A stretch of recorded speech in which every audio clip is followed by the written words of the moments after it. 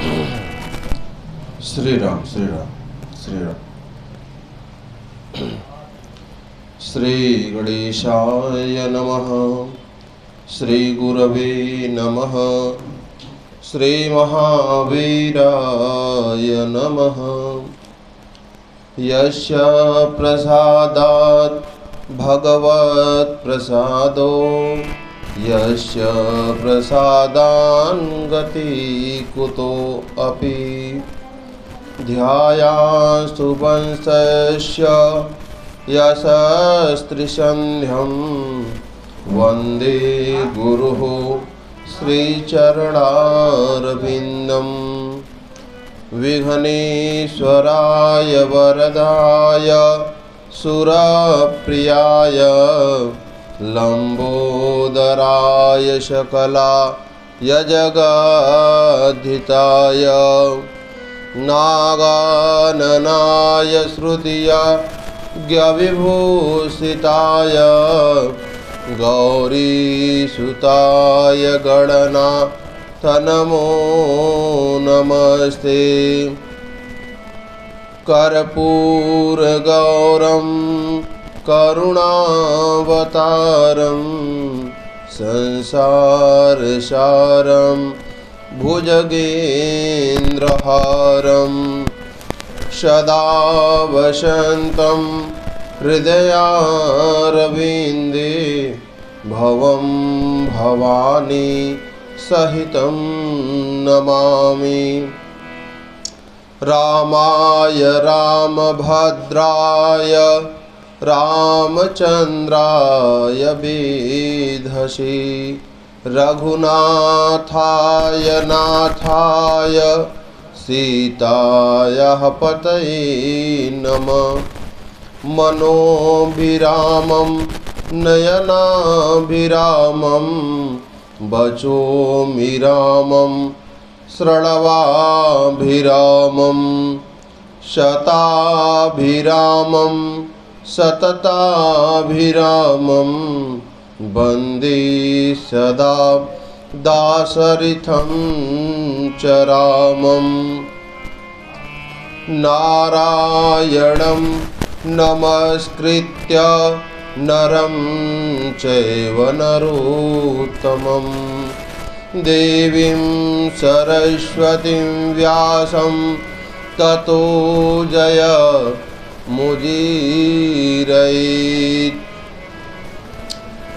मनोजवं मारुततुल्यवेगं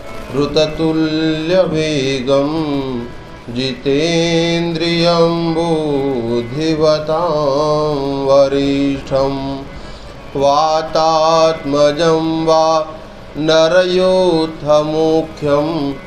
श्रीरामदूतं शरणं प्रपद्ये।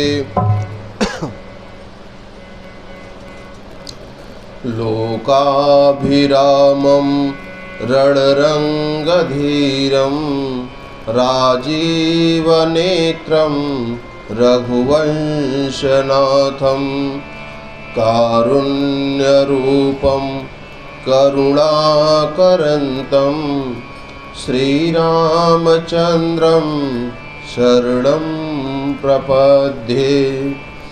सीताराम राम राम सीताराम राम राम सीताराम राम राम सीताराम राम राम सीताराम राम राम सीताराम राम राम सीताराम राम राम सीताराम राम राम सीताराम राम राम सीताराम राम राम सीताराम राम राम सीताराम राम राम राजा राम राम राम राजा राम राम राम राजा राम राम राम राजा राम राम राम सीता राम राम राम सीता राम राम राम राम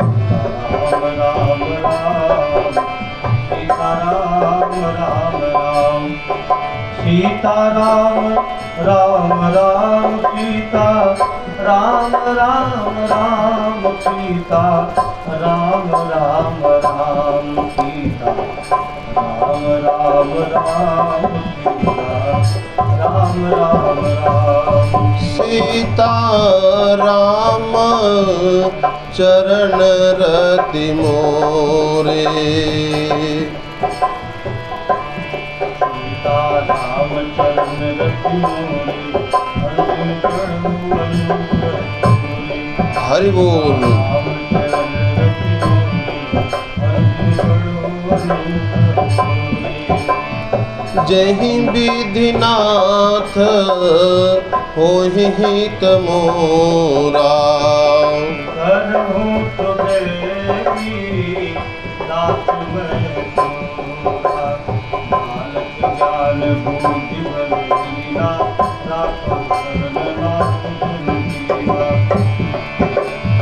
मोर सुधारे तो सब भाती जाति कृपा नहीं कृपाय दाती अब प्रभु कृपा करहूँ यही भाती सब तजी भजन करो दिन राती मोरे सब ही रित गुण स्वामी दीन बंधु अंतर जावी। बोली रामचंद्र भगवान की जय, लखन लाल की जय, श्री महावीर जी महाराज की, भूत भावन श्री शंकर भगवान की। नमः पार्वती पतये हर हर महादेव। नवदिवसीय श्री राम कथा की आज पंचम सत्र में पंचम दिवस में हम सभी लोग यहाँ उपस्थित हुए हैं। पंचम दिवस की कथा हम सभी श्रोतागण श्रवण करेंगे।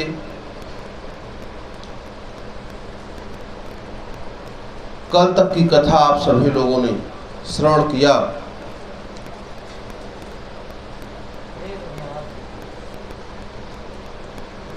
माता कैकेयी भगवान प्रभु श्री रामचंद्र जी के पिता दशरथ जी का संवाद और माता कैकेयी से रामचंद्र जी की वार्तालाप। माता कैकेयी से मिलने के बाद प्रभु श्री राम दशरथ जी के पास आते हैं। दशरथ जी के पास आकर के सूचना भिजवाते प्रभु कि पिताजी से मिलना है। सुमंत्र जी सूचना देते, राजा दशरथ की आंखें खुल जाती और मानिए मूर्छित अवस्था में बिस्तर पर पड़े हुए केवल राम राम राम इसी नाम का रट लगाए हुए हैं दशरथ जी। कवने अवसर का भयहूँ गयहूँ नारी विश्वास। महाराज दशरथ जी को महात्मा कश्यप का श्लोक स्मरण आता है। नहीं कस्त्री प्रियः स्त्रीणामज्जसा स्वाभिसा आत्मनां पतिं पुत्रं भ्रातरं वाघ्रन्तये धातयन्ति च। कश्यप ऋषि सोचते हैं कि स्त्रियों का कोई भी प्यारा नहीं होता, स्त्रियों के लिए कोई भी पुरुष प्यारा नहीं होता। स्त्रियों के लिए सभी पुरुष एक समान होते हैं और अपने कार्य में विघ्न देख करके ये यति पति पुत्र भाइयों का तो यूं ही समझ लीजिए कि यदि उनका स्वार्थ पूर्ण होता है तो वो उनसे दूर हो जाती हैं। आज मेरे प्राण भी मेरी पत्नी कैकेयी के कारण ही जाएंगे, क्योंकि कश्यप ऋषि ने उन्हें अवगत कराया था। देश काल अवसर अनुसारी, बोले वचन विनित विचारी। देश काल और अवसर के अनुकूल विचार करके विनित वचन से, विनम्र वचन से कहते हैं कि तात, मैं कुछ कहना चाहता हूँ, और वह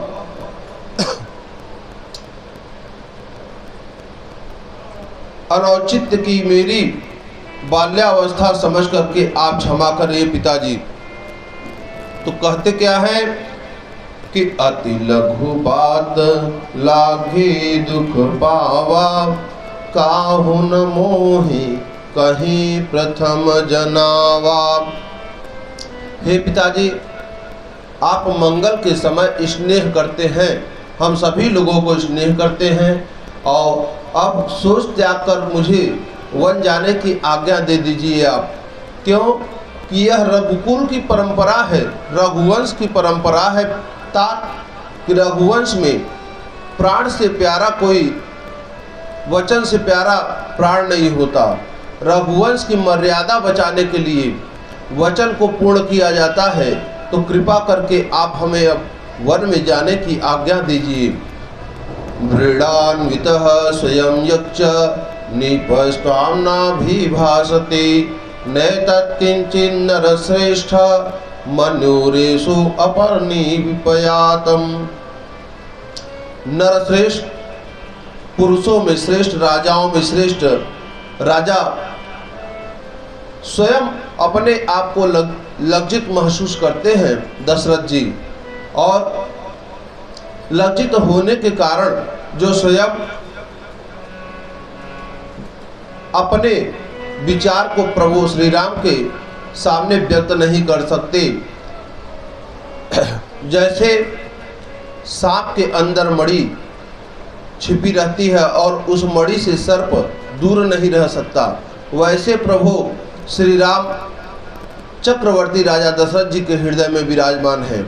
और राजा दशरथ जी भगवान प्रभु श्री राम से दूर नहीं होना चाहते। यावत् तुम न वनम यात पुराधस्याम तद्वीरम। कहते कि माता कैकेयी के इन व्यंगवाण रूपी वचनों पर ध्यान न दे करके और श्री राम महाराज जी से कहने लगे कि पिताजी, पृथ्वी पर उसका जन्म धन्य होता है जिसके आचरण से पिता प्रसन्न होता है और जिसको अपने माता पिता प्राणों से प्यारे होते हैं। सुनु जननी सोई सुत बड़ भागे। वह पुत्र बड़ भागी होता है माता।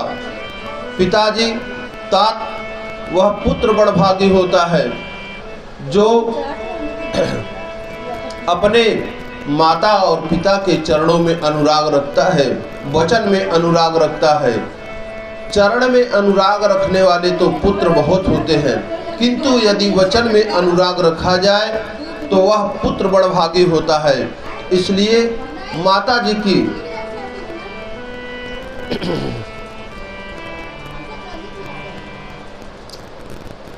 प्राणों से भी प्यारे होते हैं उनके लिए, और धर्म अर्थ काम मोक्ष अनायास ही सुलभ होते हैं। तो हे पिताश्री, आप किसी प्रकार का शोक न करें और निसंकोच वन जाने की आज्ञा दीजिए।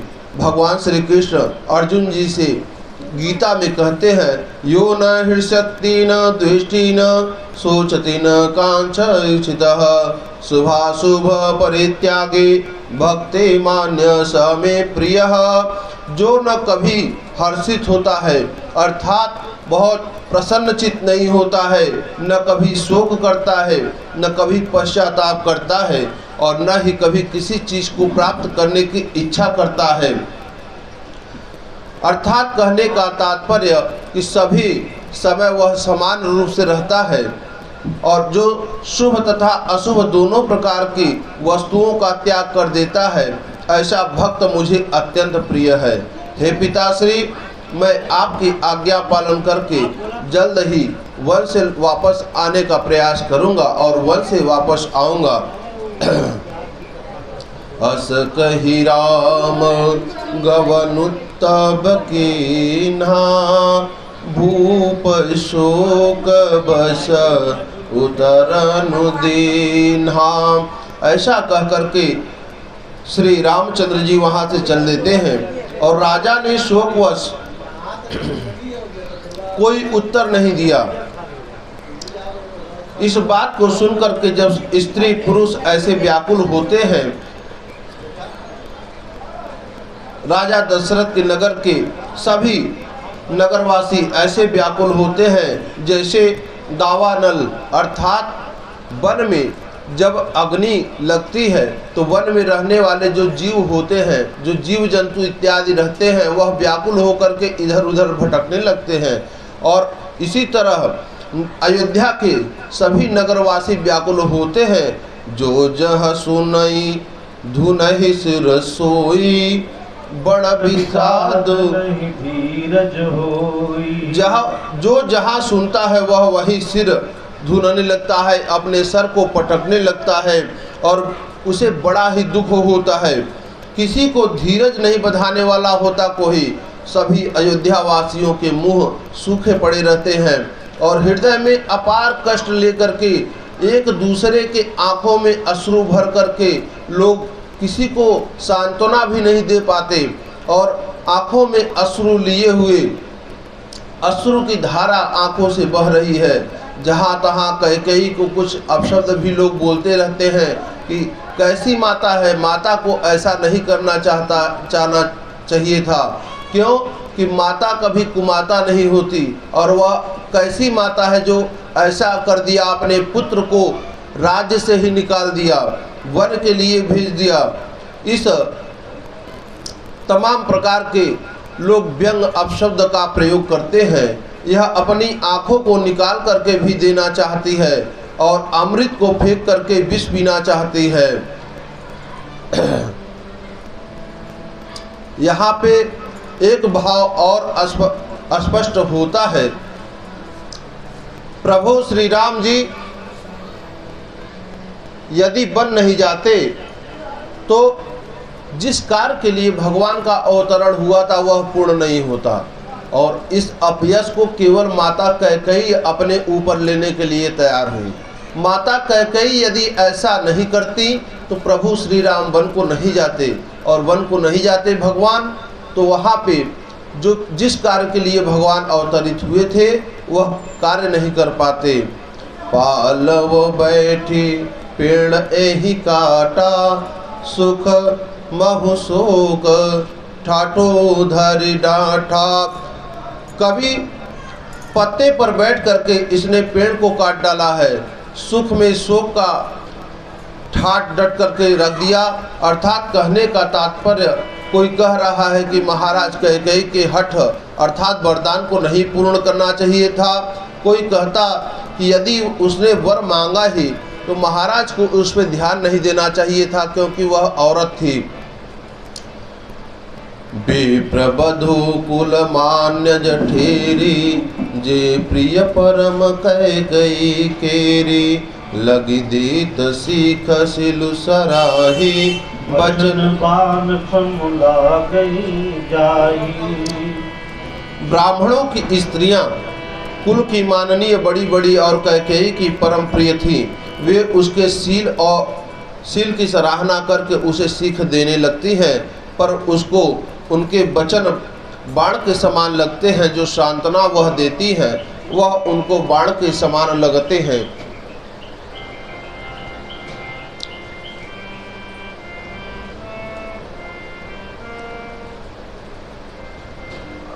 श्रीमद् भागवत के 9वें स्कंद में 7वें अध्याय में इसका वर्णन है कि मानधाता वंश में उत्पन्न राजा सत्यव्रत अर्थात त्रिशंकु के पुत्र का नाम हरिश्चंद्र था। ये बड़े प्रतापी राजा और दानी थे।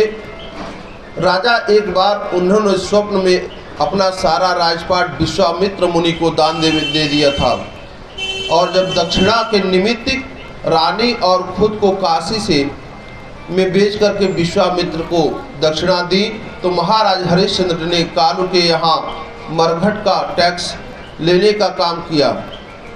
कहने का तात्पर्य कि घाट पे जो कर वसूला जाता था उसका काम करने लगे। एक दिन इनके पुत्र जो रोहित जी थे, रोहित को सर्प डसता है और उसे मरे हुए पुत्र को लेकर के तारा उनकी जो पत्नी थी तारा, वह लेकर के वहाँ जब पहुँचती है तो मरघट पर आई। तब महाराज हरिश्चंद्र ने मरघट का जो कर वसूल रहे थे वही कर अपनी पत्नी से भी मांगते हैं। राजा कहते कि यह नियम है और यह नियम सबके लिए समान है। मैं आपकी रानी हूँ और यह आपका पुत्र है राजन, आप पहचान नहीं रहे हैं। कृपा करके आप इस कर को मैं पूर्ण नहीं कर सकती आपके, और आप यह कर न मांगे। इस समय मेरे पास पहनी हुई साड़ी के अलावा और कुछ नहीं है। हरिश्चंद्र कहते कि इसी में आधी साड़ी तुम फाड़ करके दे दो, यहाँ का जो कर लिया जाता है वह पूर्ण हो जाएगा। जब रानी तारा रोते हुए आधी साड़ी फाड़ने को तैयार हुई, तभी सभी देवताओं को प्रकट होकर कहा कि राजन, आप अपने परीक्षा में सफल हुए हैं। राजा हरिश्चंद्र से कहते कि आप अपने परीक्षा में सफल हुए, अपने स्त्री पुत्र के साथ आप अपने राजधानी को वापस जाएं और अपने राज्य में राज्य करें। सिय किय पिय पंग परिहरहि लखनु की करिहि धाम। क्रोध त्याग करके अब कलंक की कोठी मत बनो। तुम अपने पुत्र भरत को राज्य अवश्य दे दो, परंतु गुर गृह बसहु राम तजी करके राजा दशरथ से दूसरा वरदान यह ले लो कि श्री राम राजमहल छोड़ दें, गुरु जी के घर रहें। राम जैसे पुत्र तुम वन में भेज रही हो, इसे सुनकर के संसार क्या कहेगा। तमाम प्रकार के कलंक और व्यंग इत्यादि तुम्हें बोलेगा, और जिससे शोक और कलंक दूर होकर के अयोध्या में हाहाकार न होकर के शांति हो जाए। सभी तमाम प्रकार के अलग अलग बातों को कह रही हैं। इधर कहते कि हे महारानी कैकेयी, तुम अपना कलंक और अयोध्या के शोक को दूर करने के लिए श्री राम को वन जाने से रोक लो।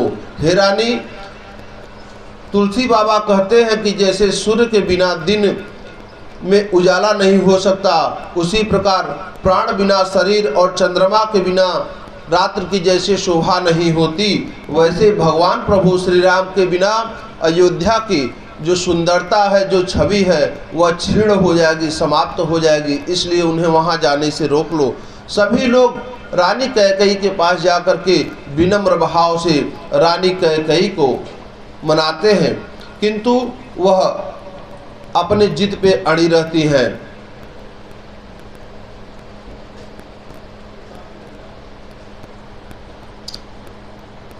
अयोध्या में कैकेयी के इस कृत्य से सभी नागरिक, सभी नगरवासी शोक से व्याकुल होते हैं, शोकाकुल होते हैं। अति विषाद बस लोग लुगाई, गए मातु पहिरा मुस्कुसाए। मुख प्रसन्न चित चौगुन चाहूं, मिटा मोच जन राखे हुराऊं। श्री राम जी दोनों हाथों को जोड़ करके आनंद पूर्वक माता कौशल्या के चरणों में सिर नवाते हैं, सिर झुकाते हैं, माता कौशल्या जी को प्रणाम करते हैं। माता ने श्री राम को आशीर्वाद दे करके अपने हृदय से लगा लिया, और जो गहने और कपड़े न्योछावर किए थे, उस समय का प्रेम और आनंद कुछ कहा नहीं जा सकता था। माता कौशल्या कहने लगी कि राम, उत्तम लगन कब है, शीघ्र स्नान करके कुछ मीठा भोजन कर लो। तदनंतर महाराज के पास जाकर के आवश्यक कार्य करना है। माता कौशल्या के निष्कपट और स्नेहपूर्ण वचन को सुनकर के धर्म को जानने वाले श्री प्रभु राम कहते हैं, पिता दीन मोहि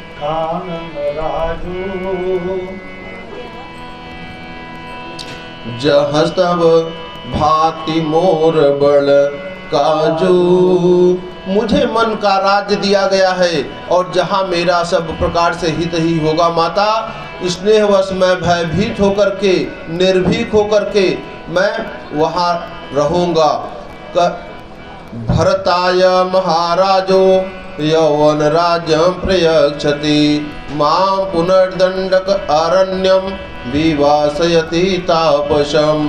महाराज युवराज का पद भरत को दे रहे हैं और मुझे तपस्वी का दंडक आरण्य में भेज रहे हैं। तो माता 14 भुवन तक अतः 14 वर्षों तक निर्जन वन में रहूंगा और जंगल में सुलभ होने वाले बलकल वस्त्र जो भी मिलेगा उसको मैं धारण करूंगा। फल फूल के आहार को ही अपने जीवन को व्यतीत करूंगा। जो भी मुझे वहाँ प्राप्त होगा माता, मैं उसे खा करके अपने जीवन को व्यतीत करूंगा। राम जी कहते हैं कि माता मुझे भोजन करने का समय नहीं है।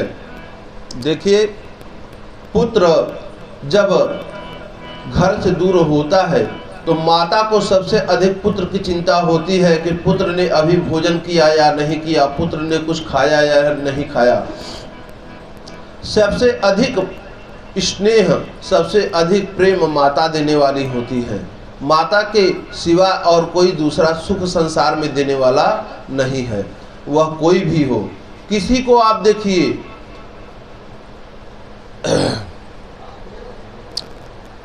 हमारे यहाँ संबंध बनाए गए हैं, मामा मामी, मौसा मौसी, जीजा दीदी, सभी जितने भी संबंध है उसमें देखिए, लेकिन एक संबंध ऐसा है जिसमें माता और पिता, पहले माता आती हैं उसके बाद पिता आते हैं। कैसे आते हैं? जैसे प्रभु श्री सीता जी आती हैं फिर राम जी आते हैं, सीता फिर राम, राधे श्याम।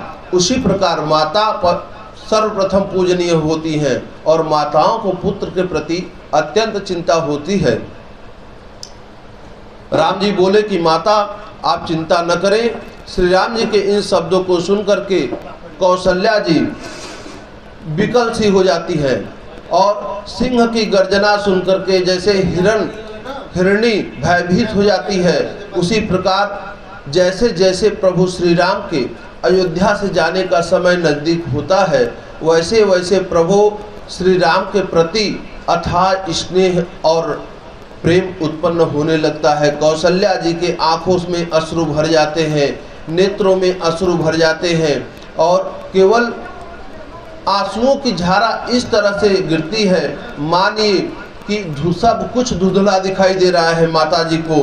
निरखी राम रुख सचिव सुत कारण कहे हूँ बुझाए। माता कौशल्या सोचती है कि विधाता की चाल तो देखो, ऐसी चाल टेढ़ी हो गई कि लिखने लगे चंद्रमा और लिख दिया राहु और केतु, कि प्रभु विधाता ने चंद्रमा लिखना था और लिख दिया राहु केतु।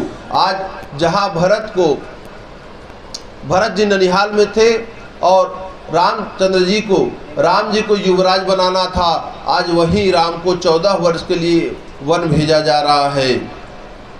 हे राम, तुमको राज्य दे रही थी, वनवास दे दिया, इसका मुझे थोड़ा सा भी दुख नहीं है, क्योंकि मेरे लिए चारों पुत्र समान है। कौशल्या माता सांत्वना देती हैं कि मुझे जरा भी दुख नहीं है। और महाराज को प्रजा के अत्यंत जो कष्ट हो रहे हैं प्रजा को, वह अपश्यन्ति तव मुखम परिपूर्ण शशि प्रभम कृपणावर्त इष्यामि कथम कृपण जीविका। पूर्ण चंद्रमा के चंद्रमा समान जैसे पूर्णिमा के दिन चंद्रमा अपने स्वरूप को धारण करते हैं और सुंदर मनोहर लगते हैं, उसी प्रकार तुम्हारे मुख को देखे बिना मैं दुखी दयनीय स्थिति में पड़ी रहूंगी। हे पुत्र, तुम जिस विधि हो सके अपने आप को रोक लो और राजा का सिंहासन भरत को दे दो, लेकिन तुम हमारे पास रहो, हमसे दूर न जाओ। पुत्र, माता कौशल्या कहने लगती कि राम मेरी बातों को सुनो। यदि पिताजी जो केवल पितु आय सुताता तो जनी जाहु जानी बड़ी माता। बड़ी माता होने के कारण मैं तुम्हें आज्ञा दे रही हूँ। यदि तुम कैकेयी की बात मान रहे हो और पिता की बातों का अनुसरण कर रहे हो तो मैं तुम्हारी माँ हूँ, बड़ी माता हूँ। बड़ी माता होने के कारण मैं भी तुम्हें आज्ञा दे रही हूँ, उसका भी तुम्हें निर्वाह करना होगा पुत्र। पिता गौर यथा राम त्वमाहमधिका तत पित्रा अनद्य वनम यंतो वारमेमं सूत्रमम। हे राम, जितना स्थान पिता के गौरव का होता है उतना ही स्थान माता का भी धर्म होता है, माता का भी होता है। और मैं तुमको वन में जाने की आज्ञा नहीं दे सकती पुत्र, मैं तुम्हें अपने से दूर नहीं कर सकती।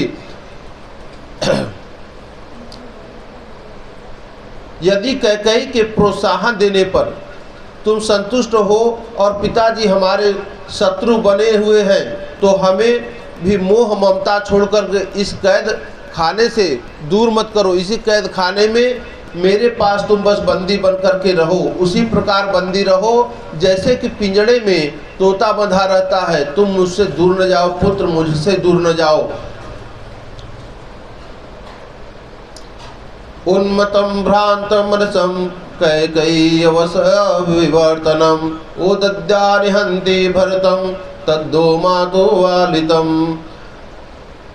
वशवर्ती राजा दशरथ को बात करके भी सहायक मामा आदि के सहित मैं सबको संतुष्ट कर लूंगी पुत्र।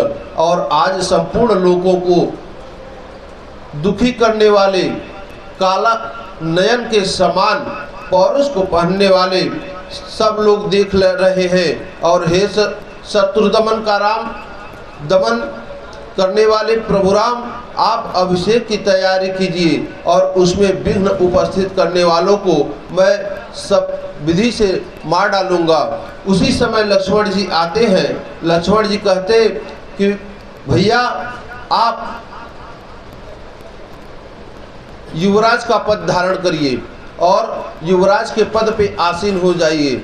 यदि कोई उसमें बाधा डालता है तो मैं उसे धनुष बाण से मार डालूंगा और कोई मेरे सामने नहीं आएगा, ऐसा मेरा आपके सामने निवेदन है, विनती है।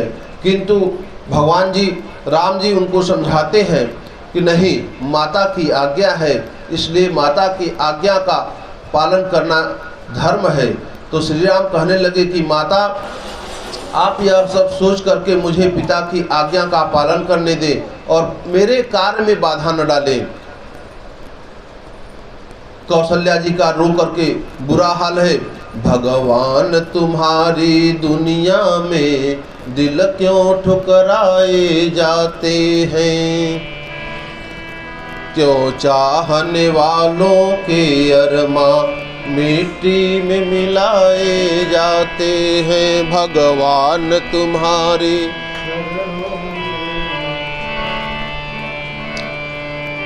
प्रभु, आपकी इस दुनिया में किसी के अरमान को क्यों ठुकरा दिया जाता है, किसी के मन की भावनाओं को क्यों ठेस पहुंचा दिया जाता है, क्यों दुख पहुंचाया जाता है, और जिसके जो अरमान है उसको कैसे मिट्टी में मिला दिया जाता है। यदि आप रंगनाथ जी, आप साक्षात विराजमान है अयोध्यापुरी में और आपका पूजन इतने वर्षों से हम लोग कर रहे हैं, सभी परिवार के बंधु बांधव, किस प्रकार से मिट्टी में अरमानों को मिला दिया जाता है। यदि आप सत्य है, शाश्वत है प्रभु, तो आपको ऐसा नहीं करना चाहिए। यह तो दुख का कारण है। किस विधि से हम लोग रहेंगे, कृपा करके मार्गदर्शन करें प्रभु रंगनाथ जी। समाचार ते ही समय सुनिसिय उठिय कुलाए। माता कौशल्या ने सीता जी को आशीर्वाद दिया। सीता जी कहती हैं कि पतिदेव, मैं भी आपके साथ वन को चलूंगी। भगवान प्रभु श्री राम मना करते हैं, समझाते हैं, हर विधि से समझाते हैं सीता जी को कि वन भयानक होता है, वन में चलना कठिन होता है। तो हे राजकुमारी, आप कृपा करके राजमहल में निवास करें। किंतु माता की जो आज्ञा थी, माता सुनैना ने जो सूत्र दिया था पुत्री को, उसी सूत्र का अनुसरण करती हैं सीता जी। कहती हैं कि आप ही हमारे स्वामी हैं, आप जहाँ रहेंगे वही मेरा राज्यपाट है, मेरा महल है और मेरा सुख आपके चरणों में है। हर विधि से समझाते हैं प्रभु श्री राम, लेकिन समझती नहीं है सीता जी। और सीता जी को फिर विवश होकर के प्रभु श्री राम अपने साथ लेते हैं। इधर भैया लक्ष्मण कहते कि अब हम भी नहीं रहेंगे यहाँ। हम भैया कहते कि जब आप ही नहीं रहेंगे तो हमारे लिए अयोध्यापुरी उसी वन के समान है, जहाँ आप रहेंगे वही मैं भी आपके साथ निवास करूँगा प्रभु। सीता जी की मना स्थिति को देख करके माता कौशल्या के पास भेजते प्रभु राम, और माता कौशल्या कहती हैं कि हे पुत्री, सीता की अति सुकुमारी है और अपने सास और ससुर कुटुंबी सभी को अत्यंत प्यारी है। इनके पिता महाराज जनक जी क्या कहेंगे कि क्या चक्रवर्ती राजा इतने निष्ठुर हो गए जो अपने पुत्र अपने वधू को वन में भेज दिया 14 वर्षों के लिए। इनके पिताजी क्या कहेंगे? अति सुकुमार न तनु तप जो पति पद